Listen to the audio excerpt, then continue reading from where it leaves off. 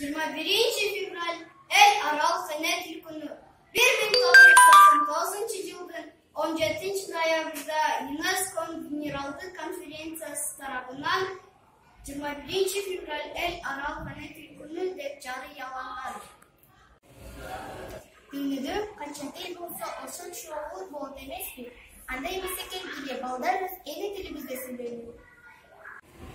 Unutmayınız, ene tildi sılайбыз, эргүү менен кыргызчалап ырдайбыз. Ene tilim эмгек кылам сен үчүн, билим алып сен менен жашайбыз. Эне тилин билбеген, эси жолунан эне тилин сүйбөгөн, элин сүйүп жатпайт. Бул көрүп жүрөтүп жүрөбүз, кыргыз тилин кээ-бирөөнү билебиз, кыргыз тилин сүйлөй албай, аныкта кыргыз тили жаты десек уябыз. Birge çıksam kırgız tilim kadırlayım, bu til benim işleyim, söyleyim, yazam. Başka tildi kanday jakşı görsem de, öz tilimdi bilgenimden canım var. Uçurda duyduğum yüzünde 6700 til var.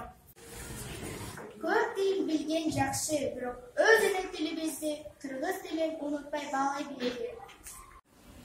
Dostlar, aytылачы, кыргыз тили кимге керек? Бул тилин билели деп айткан сизге эмне себеп? Кыргыз тили жашап турса, биз жана улутпуз. Ата-баба деген сөздөр бар үчүн биз улутпуз.